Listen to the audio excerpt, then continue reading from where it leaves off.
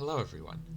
Today, we will be doing an analysis of the credibility of the claim of a species' existence. The subject of this credibility analysis being the Loch Ness Monster. This analysis has a clearance level of 1. Over the centuries, the legend of the Loch Ness Monster, affectionately known as Nessie, has grown into an international cryptid hunt. The idea of a lake monster residing in Loch Ness has caused sightings, searches, scientific experiments, as well as many interpretations and theories within communities and culture. This creature's popularity is right up there with Bigfoot. So with this fame and attention, it would be assumed that there would be a swath of credible evidence akin to that of the Sasquatch. Well, I did some research to find out if this creature is real, and what I found was surprising. The most surprising part for me was the lack of sightings. Someone by the name of Gary Campbell created the official Loch Ness Monster sighting register. On this website, they take all the credible sightings and videos since 565 CE. For a cryptid to be credible, there typically has to be a good amount of sightings,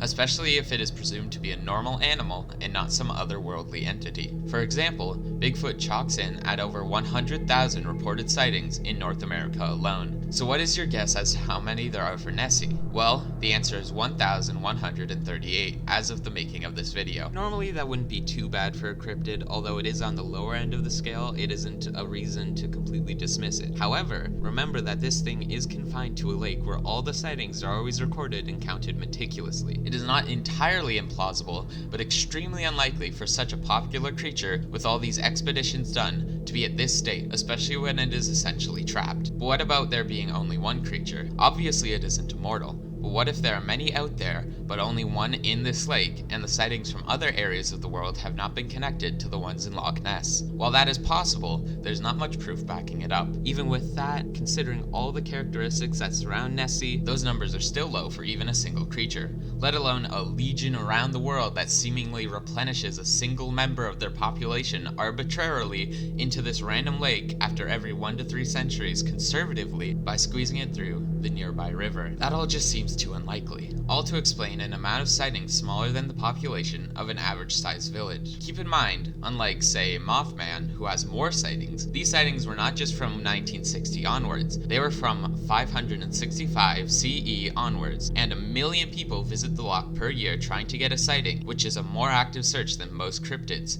and would bring up far more results than something like the Mothman. Now, before I get into those sightings, let's continue on to the claim that this may be a plesiosaurus. Since it is a marine reptile, they have a requirement to come up for air, so it would surface constantly and spend a great deal of time at the surface rather than hide in the lake like it is described to. It would definitely be way more noticeable and would probably be noticed long ago by scientists, considering how highly scrutinized Loch Ness is. Even if they do not reproduce on land, they still need to come up for air, and that should be enough to give us more evidence than 1,000 alleged sightings and no actual evidence or proof that these claims are not misidentifications with a couple hoaxes thrown in. Even without that, recent findings indicate that the plesiosaur and all marine reptiles were in all likelihood warm-blooded. This means that they would have to use diet and motion to regulate their body temperature. That would then indicate that they would not be sluggish, which does not fit with the characteristics of living in a relatively small lake, without being seen moving around that much and hunting that often. With their rapid metabolism making up for their warm blood,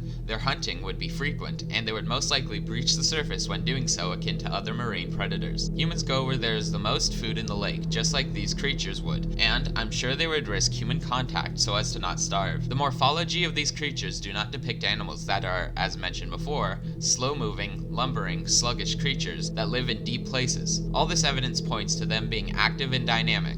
There is no way that exactly one plesiosaur inhabits the lake at all times, so the idea that a population of large, air-breathing super predators could subsist undetected and unnetted is just preposterous. If there was a creature such as this in the lake, then there would be other predators in between this and the prey. That's just how the food chain typically goes. So what could these sightings be? Well, there's obviously a few hoaxes, jokes, or attention seekers, as with any cryptid. Based on my research with cryptids and all the Bigfoot videos I've seen, we could slot in about 10% of the sightings sightings as hoaxes, although this website makes sure they are credible, and out of respect for that, I will say 1% or less. The others could easily be misidentifications. While it is difficult to say that 1,000 people aren't seeing things right and dismiss what they saw, most, if not all Nessie sightings did not have a clear view of the creature. Along with that, there are many creatures and objects in the lake that could easily be misidentified, especially when looking for a lake monster like so many have in that area. Some of these include waves that can mirror the classic hump formation. Boats have been there more than a century and have been there parallel to shore, which would send out rolling waves behind them. These waves last for half an hour and are clearly visible from the road. Water birds reflect the shape that's described when they are traveling together. Logs can resemble the creature when floating on the surface. Male seals can have a similar texture. Sturgeons are big and reptilian and can also have a similar texture. There's a possibility of these creatures coming down the River Ness looking for a mate out of some navigational challenge, although it is unlikely. There's also a large swath of eel DNA that has been recovered from the loch that may account for some of the serpent-like sightings, and if these eels did not migrate or mate, they may have grown significantly larger. However, this would not account for all reports of a serpentine-like being. An investigator by the name of Jeremy Wade discovered in the loch that there is a population of Greenland sharks. The Greenland shark has a very non-shark-like dorsal fin. Rather than being erect like is common among the populace's image of sharks, the Greenland shark has a stubby, flattened fin. That can look almost identical to the Loch Ness monster sightings, and is likely the main culprit towards creating the phenomena. The vast majority of sightings do not even include the neck or loops that are common among the image of the Loch Ness monster. The majority of reports describe more of an upturned boat,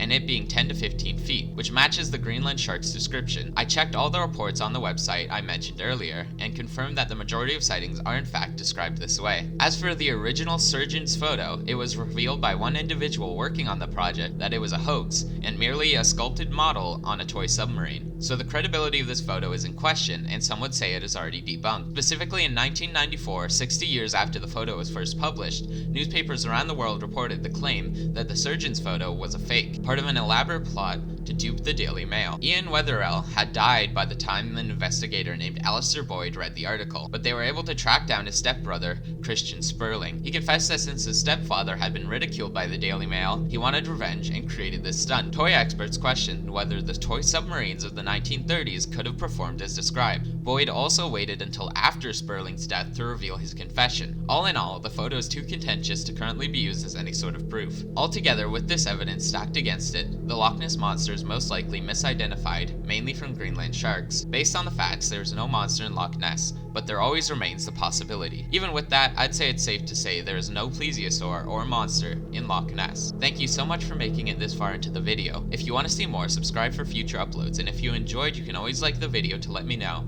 Thank you for taking the time to hear me out and listen to my research. I hope you enjoyed. Goodbye.